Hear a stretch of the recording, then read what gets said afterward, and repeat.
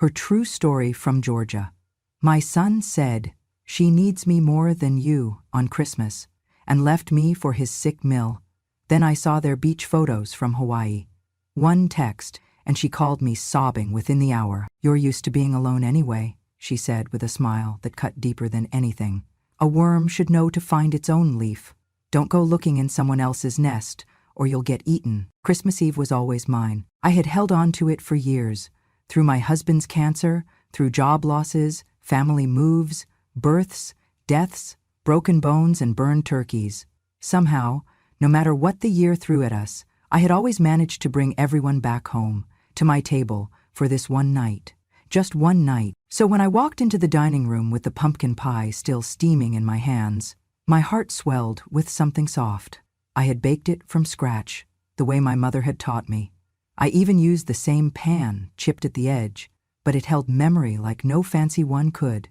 The lights were twinkling, the garland framing the mantel, Nat King Cole playing in the background. It smelled like cinnamon, clove, and the kind of hope you only allow yourself to feel when you think, maybe this year will be different. My son Daniel stood up abruptly from his chair. I remember his napkin was still on his lap. "Mom," he said, grabbing his coat, "we're headed to help my wife's mother. She needs us more than you." I blinked. The pie trembled slightly in my hands. Rachel, my daughter-in-law, didn't even look up from her phone. "You're used to being alone anyway," she said with a smile that cut deeper than anything. "A worm should know to find its own leaf. Don't go looking in someone else's nest, or you'll get eaten." They both laughed. Not a mean laugh. Worse, a casual one, like they were talking about the weather. I stood there, still holding that pie, feeling the warmth leach out of the room. Daniel didn't even glance back as he opened the door. I watched them walk out with the kind of certainty that only people with somewhere else to be could carry. No apology, no hesitation, just a door closing behind them and silence blooming in its wake. The dining room was still. The candles flickered, the glasses were full, the napkins folded. No one moved to fill their seats. My hand trembled slightly as I set the pie down. I noticed then, for the first time, how deeply the lines around my hands had grown. I used to be proud of them. Signs of work, of love. Tonight, they just looked empty. I sat down slowly, alone at the head of the table. I had set it for 6. There were 5 empty seats. The only sound was the soft clinking of ornaments against the pine needles. I looked at their plates. The name cards I had written in gold ink. Daniel, Rachel, Sophie, Eli. All still there, all untouched. I was not angry. Not yet. I was something quieter. A kind of hollow that rings if you touch it too fast. The lights above the table dimmed slightly, and in their flicker I saw not failure, but awakening. I had loved my son with a mother's fullness. I had helped raise Rachel when she needed help finishing school. I had babysat when they were too busy to care for their own kids. I had done it all, and asked for nothing but their presence on this one day. And they gave me absence, wrapped in cruelty. I leaned back into the chair slowly, not to rest, to root myself. I looked around the table not as a place of mourning, but as a place of truth. What I had built was real. What they had chosen was realer. I reached for my wine, took a sip, and swallowed the last of my illusions. I would not bake another pie for people who walked away without a glance. I would not keep plates warm for people who had grown cold. I would not pretend this was a misunderstanding. It was a message, loud, clear, deliberate. I heard it, and I would remember it, not with bitterness, but with precision. Because tonight wasn't the end of my story. It was the end of theirs, in mine. I remember standing at the kitchen window in 1983, cradling our newborn son against the harsh glare of fluorescent hospital lights. My husband, Tom, had just returned home from the night shift at the mill. His exhaustion was etched in his features when he quietly asked, "Did she eat?" I had cooked oatmeal, mashed bananas, enough for a toddler's rumple. I held my breath as he approached, worried I'd made it too runny or too sweet. But he nodded. Perfect. He cupped our son's face with a gentle hand, and I watched relief and pride passing between them. During the years that followed, I washed the sheets soaked in vomit after fevers. I learned to mix medicines for a toddler with asthma, one hand steadying her, the other dialing our doctor. I patched torn pants after recess fights, washed marker graffiti off the walls, and listened to every triumph and heartbreak, as if it were my own. When our daughter-in-law, Rachel, came into our lives, college sweet and stuffed with promise, I put aside ambivalence to send her to university. I drove miles for campus tours, opened extra accounts during her first semester, and helped navigate financial aid. I saw her as family before she even wore our name. I never asked for repayment, only their gratitude, something I believed would flow naturally in time. But all that care, all that devotion, remained invisible the night of the Christmas Eve when they walked away. When my mother-in-law, Edna, became ill, I took on the burden as if it were my own. She had never warmed to me. Initial glances shot like darts, but when cancer surfaced, she became fragile overnight. I stepped in, doctor visits, hospital check-ins, making sure her pillows were fluffed just right. I remember softly singing her name in the middle of the night, rubbing her forehead when fever broke. Often, I stayed at her home to ease the transition between nurses. How many times did she call me daughter when fever faded to lucidity? More times than she'd ever called me DVL. I never kept count. I just showed up. Those hours, those days, overlapped with daughter-in-law tuition, with parenting newborns, with being every problem life threw at me. Rising before dawn, sleeping well after midnight, I was the backbone they built dreams on me. Yet on Christmas Eve, the kindness I once extended was returned with cold disregard. In quiet moments, I liked to remind myself of who I was, not merely a mother, not merely a wife, a woman who built a family from scratch, a woman who poured every drop of love she had into their success, a woman who stitched the fabric of their stories, even when it went unremarked. I had loved wholeheartedly and with nothing asked in return. Yet tonight, their actions whispered that my love was disposable. I reached for a glass of cold water and leaned against the kitchen counter. Neon light from the fridge cast a pale evening glow through the room. I closed my eyes, felt the chill steel of the counter beneath my palm, and took a long, steadying breath.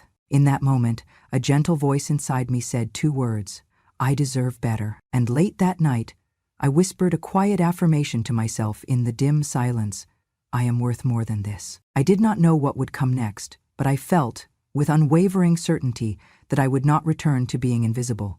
Not tonight. Not ever again. I saw the notification flare up on my phone, a small red dot asking to be opened. It was Instagram, from Rachel. I hadn't looked at my phone in days. After last week's Christmas, I'd locked it away so the pain couldn't find me that easily. But there it was, demanding my attention. With a quiet exhale, I tapped the app. The photo hit me like a blow. There they were, Daniel and Rachel, standing at the shore of a sun-drenched beach. Turquoise water lapped at their ankles, sunlight danced off the waves, and both of them grinned with careless joy. The sort of joy that looked nothing like grief or duty, nothing like concern for an ailing mother. The caption, and oh, the cruelty of it, read, "Hawaii, Xmas with Mom." A laugh escaped me, bitter and hollow. I sank to the couch, phone pressed to my chest. The photo glowed defiantly on the screen. Rachel's straw hat tilted just so. Daniel's arm draped around her shoulder, the tips of palm leaves framing their faces like a postcard. I could hear the surf, smell the salt air, feel the warmth that had drowned out the chill of abandonment. And I heard their voices again. "She needs us more than you. A worm should feel lucky to even be invited here." Their words echoed, amplified by the emptiness inside me. For years, I'd baked for holidays, ironed clothes, made every phone call, every school lunch, held every fevered cheek.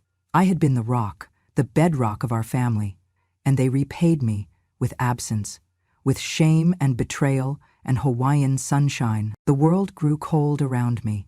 The Christmas tree lights, once cozy, now felt gaudy, out of place. The room was too bright, too big. I dropped my head into my hands. The phone fell between my knees, the image still burning into the screen. Everything hurt. Not just the hurt of being alone, but the raw ache of being erased, of being told I no longer mattered. Not on Christmas, not ever. But as the ache spread, a different feeling took form, like a spark in dry wood. Determination. A fierce little flame that said, "This does not get to define me." I remembered nights sitting by my husband's bedside, days squeezing school books between diaper changes, Afternoons spent visiting my mother-in-law in hospitals. Nights falling asleep with whispered prayers.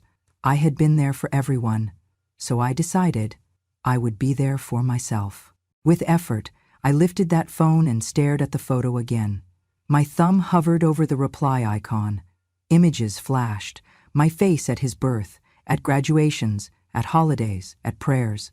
My life threaded into theirs like gold in tapestry. And that photo, that single frame of optics, trivialized all of it. I tapped the icon and my finger hovered. My heart thudded in my chest. I typed the words slowly. I am not invisible. Then I typed another line. I will not be silent anymore. I paused, took a breath. Then I hit send. The message went out with no snark, no anger in text, only truth. No theatrics, just a moment of clarity. And with that, everything shifted. I set the phone down, sat up. The ache was still there, but it began to change, softening into resolve. I felt a stirring in my bones, a slow burn of purpose. They had sent a message. I was sending mine back. I stood, ready for whatever came next, because I was done watching. I was done waiting. Tonight, another story began, the one where I found my voice again. My thumb hovered, then tapped send. I did not press delete. I pressed send. I would not let that photo dim my light. I would not let their betrayal be the end. For the first time, I wasn't just the mother no one acknowledged. I was the mother who spoke and would be heard. I dialed the number for Edna on a whim the next morning, the Instagram photo from Hawaii still burning in my mind. We had only met once, years ago, before Rachel came into the picture. A frail woman at my son's wedding, leaning on a cane, her eyes glistening as she watched her daughter salute. I remembered a kind face touched by illness, not entitlement. A woman who had silently carried loyal devotion too long without fanfare. When Edna answered, her voice quivered. I heard the low hum of medical equipment, a TV in the distance, the shuffle of bedding. I recognized that loneliness. I said her name softly. Edna? Are you in Hawaii with them? She paused. The background noises fell quiet. No, I'm in a nursing home. Her voice cracked. I closed my eyes. I never expected gratitude. I only hoped for honesty. I saw the photos. They're not in Hawaii for you. A brittle laugh. I knew it was strange. Rachel said she needed to be there, but this feels like they wanted to save face. They wanted a picture, not to help me. My throat constricted at her words. She had been set aside too, dismissed with a photograph instead of a visit. We shared confession after confession, my heartbreak, her disappointment in the daughter, the emptiness at holidays, the stale smell of institutional sheets, the ache of being set aside for convenience, for optics, for nothing at all. By the end of the call, we were two mothers who had loved and lost in the same breath, those beloved ones who thought our age meant our voices no longer mattered. I felt a fierce bond form, a fragile, vulnerable alliance born of betrayal and shared sorrow. I leaned on the counter in my kitchen, the phone warm against my cheek, imagining her in that sterile room. I realized this was not just about Christmas neglect. It was years of neglect, innumerable sacrifices, overlooked contributions, ignored anniversaries. Then an idea came, like wildfire across dead grass. What if we reclaimed not only our dignity but our legacy? What if we built something together that no Instagram photo could erase? I proposed forming a foundation, a legal trust, dedicated to supporting the elderly who had been forgotten or left behind. I offered to share my savings stored for their inheritance. Edna, with the same determination that had cared for a funeral home's worth of widows and widowers, agreed. We pledged. No lawsuits, no revenge. Only justice. Only rebuilding our names and ours alone. We would not be erased from history or from hearts. There must be paperwork, she whispered. We need a lawyer. I know one. He helped me with my husband's will. He's discreet. There was a long silence. Then Edna said, I don't want them pitying me. I want them to see us. Her words were flame and steel. We mapped our plan over the next 2 days. Write new wills, establish the Legacy of Two Mothers Foundation, define the mission, secure the initial funds. We set up a single dramatic act the day of the Christmas live stream to finalize everything. Then we would watch it unfold. We both pressed our palms around the phone, the faint digital line bridging miles and memories. I said, "We will not let them delete our names." And Edna answered, her voice firm, despite tears, "Not ever again." In that moment, I felt something bloom within me, not malice, but something sharper and more grounded. Purpose. Two hands miles apart, meeting through the telephone line.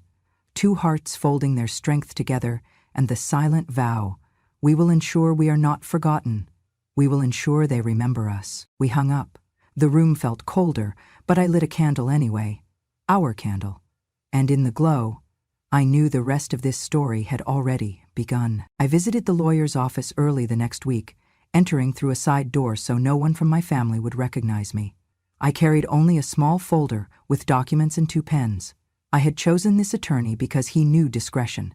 He'd helped me once before, quietly and professionally. Now, I needed his help again. We sat in a quiet paneled room. He listened as I laid out our plan. "I'm setting up a foundation, Legacy of Two Mothers Foundation, to support elderly people who have been forgotten. I want to use the assets that would have gone to my son and daughter-in-law. They walked away from me. I'm walking away from giving them any share." He nodded and asked for the specifics. I told him which pieces of property I owned, which investments, everything in my name.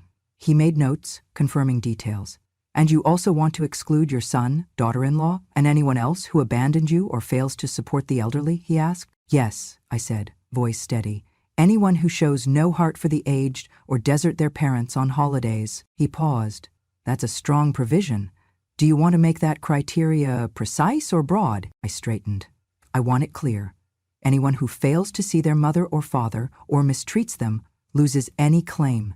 He nodded, typing on his laptop.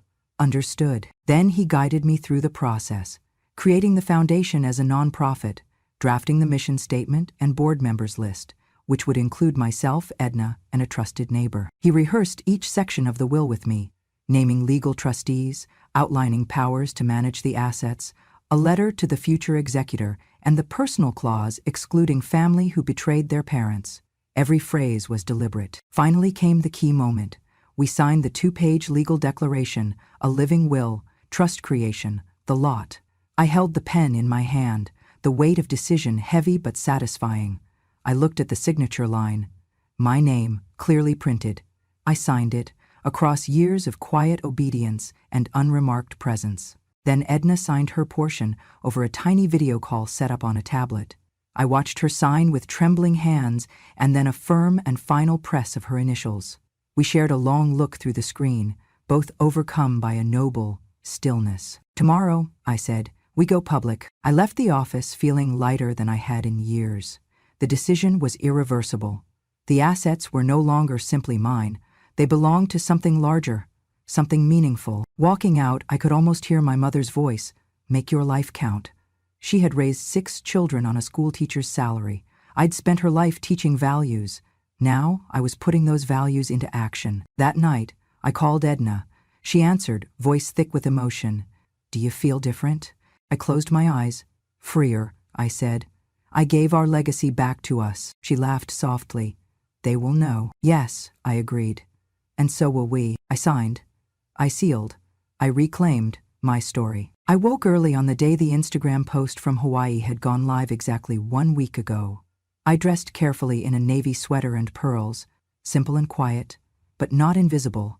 Across town, Edna did the same, slipping her phone into her blouse pocket. At 10 o'clock I.m. sharp, I clicked the link to the private Zoom room. Edna's face appeared in a small window, her expression solemn but determined. Next, our attorney appeared in a crisp suit, his desk neatly arranged, legal documents, pens, a small pair of scissors for the ribbon cutting, and a ceremonial pen engraved with the foundation name. The live stream began without fanfare. A banner slid across the top of the screen. BMI left us out. We left them off. The photo from Hawaii hovered in the background, subtle, haunting, undeniable. The lawyer cleared his throat, then spoke. "Good morning. On behalf of Miss Greenwood and Miss Edna Harper, we are here today to officially sign the legal documents establishing the Legacy of Two Mothers Foundation. This foundation's mission is to support elderly individuals who have been neglected or marginalized, with initial funding from the assets of our founders. He turned to me first. I picked up the engraved pen. My fingers felt heavy at first, but I pressed it to the line marked Founder, Mary Greenwood. I signed. Then I passed the pen to Edna, who signed in her own handwriting, Founder, Edna Harper. The lawyer then said, "We will now proceed with the ribbon-cutting ceremony." He handed me tiny ceremonial scissors and a blue ribbon. I snipped one end. Edna cut the other end on her screen. The lawyer launched a pre-prepared slideshow, documents dissolving from private accounts to legacy of Two Mothers Foundation. Then came the financial transfer. The lawyer turned the screen to display transaction confirmation numbers, showing the assets leaving residential property accounts and moving into the foundation's bank. I watched, heart pounding, and they transferred, clean, irreversible. Then the live stream opened to comments. I scrolled the feed as neighbors and friends joined. "Standing with you, Mary, such courage. Edna Harper. So happy to see justice. This is more beautiful than any Christmas present." The lawyer closed his laptop with soft ceremony. "Ladies, this is official. The foundation is legally active. Thank you for your trust." Edna and I exchanged smiles. I realized my eyes were wet with relief, not sorrow, but pride. We had turned heartbreak into action and abandonment into legacy. We said our last words. "Me. To every person who felt unseen, you matter. Edna.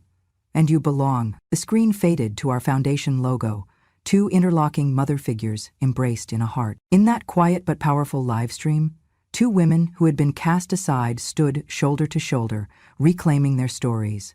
The chat overflowed with encouragement and awe. We didn't need applause, we needed acknowledgement. We had it. After the live stream, I closed my laptop and sat back. The house was silent. On the mantel, the Norwegian spruce flickered with reflected glory.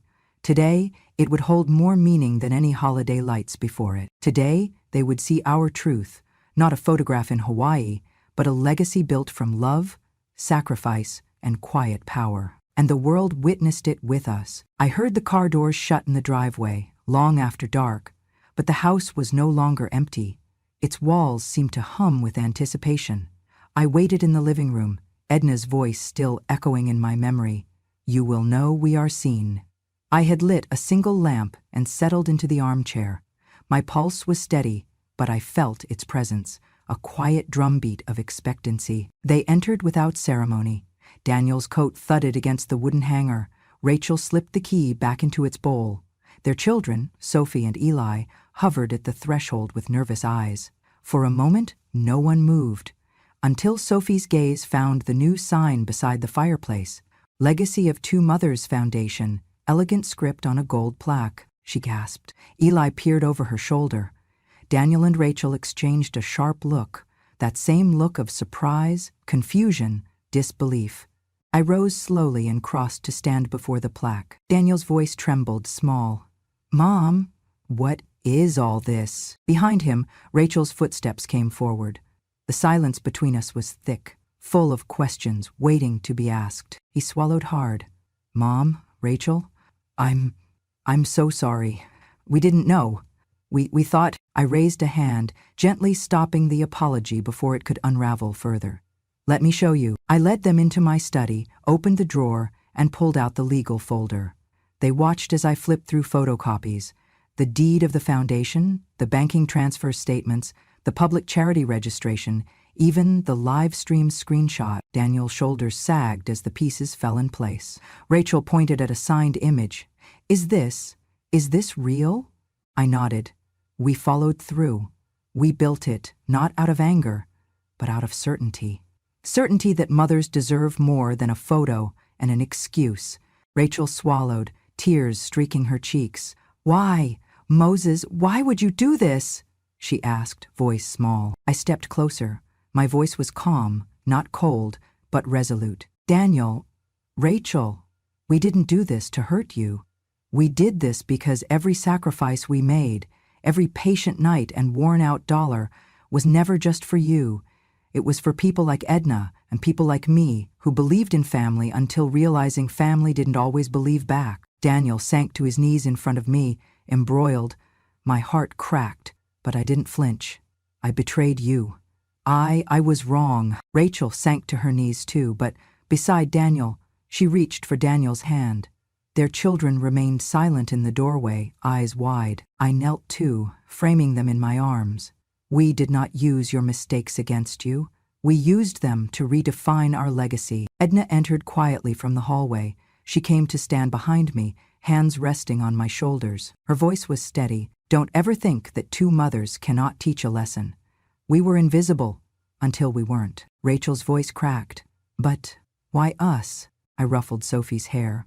Because when you left without warning, when you replaced us with a picture, you reminded us how fragile love can be. Daniel buried his face into my coat.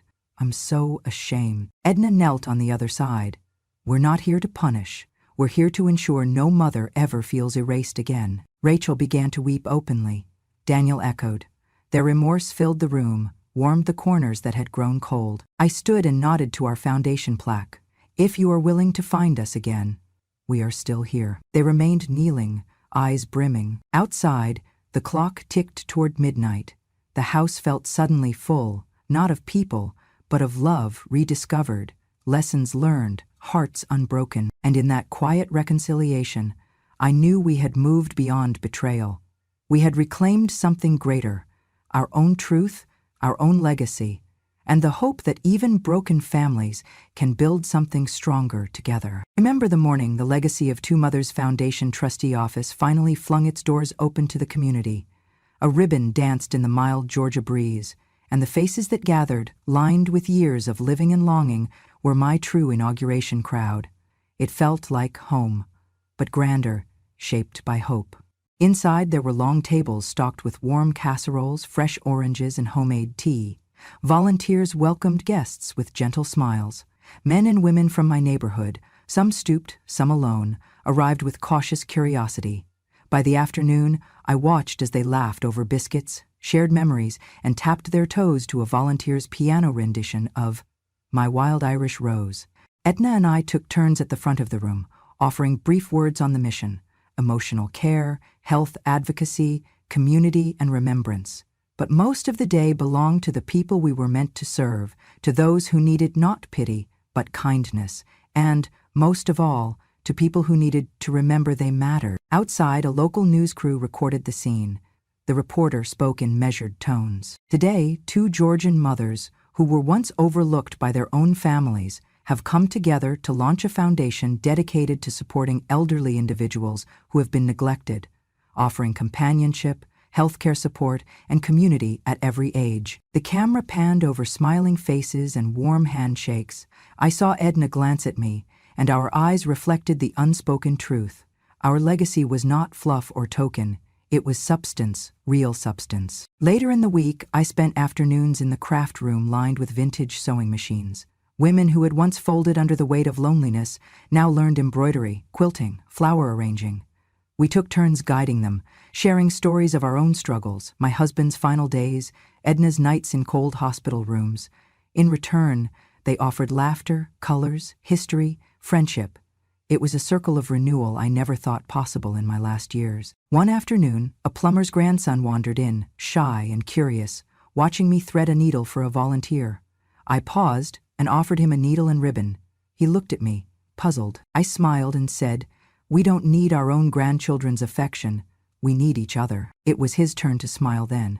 He nodded, as if he understood something better than I ever could have hoped. In the months that followed, the foundation grew. Elderly residents came for warm meals, doctor checkups, workshop classes, and the rare luxury of simply being seen. Word spread through churches and senior centers and local bulletins. Our town rallied. I received letters. "Mrs. Greenwood, thank you for giving me something I thought I had lost, a place to belong. We call you Mother now, not because you gave us money, but because you gave us dignity." One evening, as fall light filtered through windows, Edna and I sat on the front porch swing, sipping iced tea. The fading sun caught her silver hair, highlighting the resilience in her face. She said softly, "Who would have thought, Mary, two mothers, united by hurt, building something lasting?" I squeezed her hand. "They thought we were just old ladies, Edna, but our purpose, that made us dangerous." She laughed quietly, a laugh rich with relief and triumph. Some mornings, I still wake up and hear that Christmas Eve moment, the slam of a door, the sting of those words, the absence. But now, I see it was not my undoing. It was my turning point. I stand in the community hall, teaching young volunteers the joy of kindness, the rhythm of compassion. I look at the gray-haired hands stitching comfort, the bright eyes rediscovering laughter, and I say to them, "We don't need family to give us value, we need each other." They nod, gently patting my shoulder, and for the first time, I believe it with my whole heart. Our aftermath wasn't bitterness, it was blessing. Our legacy wasn't what was taken from us, it was what we created from it. Two mothers once ignored have now built a refuge that stands firm, that welcomes life and offers it back to those who had little else. We were once counted out, now we count people in. That is our inheritance, and it will echo beyond lifetimes. I never expected the winter after we launched the foundation to be so full of warmth. Snow drifted over the fields in soft white blankets, but inside our center, laughter crackled like a hearth. Edna and I reveled in the bustle, volunteers greeting newcomers, meals being served, calls being answered, elderly hands being held, yet our attention kept drifting back to a hush that eventually fell over us both one frosty evening. Our son Daniel and Rachel had asked to come see us. I had received the message through our lawyer. They will come, they want to talk, do not leave. It pinged on my phone, and I swallowed a mix of dread and resolve. We had asked no apology, we demanded no restitution. We only requested recognition and closure if that was what they sought. Now here they were, stepping into the sunlit foyer, their coats locked awkwardly behind them. The children stayed with a volunteer. It was just the four adults on the polished wood floor. It was Rachel who spoke first, voice trembling. "I don't know where to begin." Daniel's eyes were red-rimmed. He shifted uncomfortably on his feet, back straight but shoulders slumped. He whispered, "Mom, Rachel, I can't change what we did, but I want to understand what we lost." I watched their faces with a gentle firmness. They looked small here, not lost in an elegant beach resort, but standing in the quiet power of their mother's choices. I stepped forward and gestured toward a display near the entrance, photos of elders smiling at the center's ribbon cutting, snapshots of quilting classes, meals shared as if for a family holiday. I said, "This is what we did with the missing Christmases, the abandoned birthdays, the forgotten calls. With every hour you chose to be elsewhere, we chose to build this." Rachel gasped, eyes drawn to a framed photo of Edna kneeling beside a woman showing off her first quilt. Tears spilled. She whispered, "That's Mrs. Lorraine. She hasn't spoken since her husband died, until we came here." The room that held so much purpose shuddered in place. Daniel stepped forward, voice thick. "Mom, we're sorry. We thought we were doing right. We thought Hawaii would show love." I waited the moment, breathing steady, watching his sorrow. "Love is not measured in pictures," I replied softly. "It's measured in presence and action." He blinked. "I see that now." Rachel took a tentative step toward me. I can't undo it, but I want to help. I want my children to know their grandparents better than we did." I glanced at Edna, who nodded slowly. "Then you start by being here." A few days later, Daniel and Rachel approached us with a proposal to help at the center, not as apologies, but as participants, cooking, serving, learning, listening. The children visited too. They came to story time, shared crafts, sat quietly beside emotional strangers. At first it was awkward, harvest tables of wiping tears and comfort, but slowly warmth spread again. Daniel learned Mrs. Lorraine's favorite recipes. Rachel discovered that sewing brought peace to her mind. The children poured juice to new friends. I watched them, hearts softening, not because they repented, but because they chose differently now. Because vulnerability is a form of courage. A month later, at an evening event, the doors opened to welcome a local news outlet back. The piece would focus not only on the mother's story, but also on the ripple effect, a family in recovery, and a community now stronger because of their presence. The reporter filmed Daniel and Rachel, working alongside volunteers, laughing with Edna, even helping sweep the foyer before the evening meal. On camera, Daniel choked his words out. "My mom didn't deserve the treatment she received. We made a mistake. Instead of abandoning her, we built walls, Now we're trying to tear them down. Rachel, wiping a tear from her sleeve, finished. This place is changing us. It's changing our family. We want to be part of that change. This segment aired on local TV and circulated on social media. I watched it, chest tight. I thought of my younger self, the woman who baked pie alone on Christmas, and I smiled, because I saw how far we had come. In the weeks that followed, more volunteers joined. Other families came forward, sharing similar regrets and hoping they could bridge gaps in their own lives. The center hummed with possibility. One afternoon, Edna and I sat on the front porch benches beside a window overlooking the Mississippi-tinted creek that bordered our land. She pointed to the children playing inside. "They're part of it now," she said softly. I nodded. "They're part of us." She placed her hand over mine. "And you know what, Mary?" I waited. "Be my will not forget.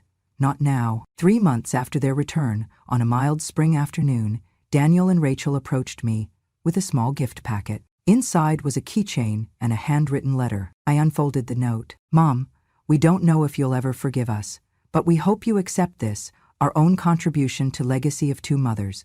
We want to give back in your name." In that moment I realized they had moved from beneficiaries to believers. They had recognized my value, not as blood on paper, but as love in action. My eyes stung, my voice caught. I slipped the letter into my pocket, nodded at Daniel and Rachel, and then said, "Your place at this table was never lost. You only needed to find it again." They nodded, tears streaming, children leaning in. That summer, the foundation hosted an evening concert fundraiser on the creekside lawn. String lights shone over cross-legged elders and children. I stood beside Edna near the front, watching the families mingle. Daniel guided a nervous volunteer through the music lineup. Rachel helped pass out snacks. Sophie and Eli danced with other kids. The band started, a classic Southern folk song that carried the scent of childhood Sunday afternoons and open porches. I sighed. My life had taken me far from expectations, through heartbreak, through social exile, toward a different kind of purpose. Could anything right the past? Perhaps not completely, but the present, our living present, could be a canvas of choice. I nudged Edna. "Look at them." She took a slow breath. "We taught them better. Beyond suppositions and social pictures, we joined hands and together hummed along to the tune, knowing that this night and nights like it was a living testament. Nothing is too small to restore a bond. We had proven that a photo can lie, but a life of service speaks truths across hearts and generations." Sitting in my garden years later, I'm often asked what legacy means. I think of that ribbon cutting, that live broadcast, that broken Thanksgiving table.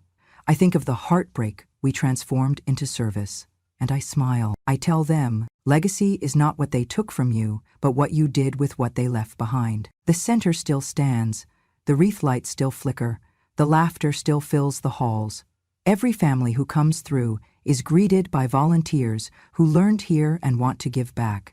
2 women, once dismissed, have become the heart of something far bigger than themselves. Daniel and Rachel raised their children there.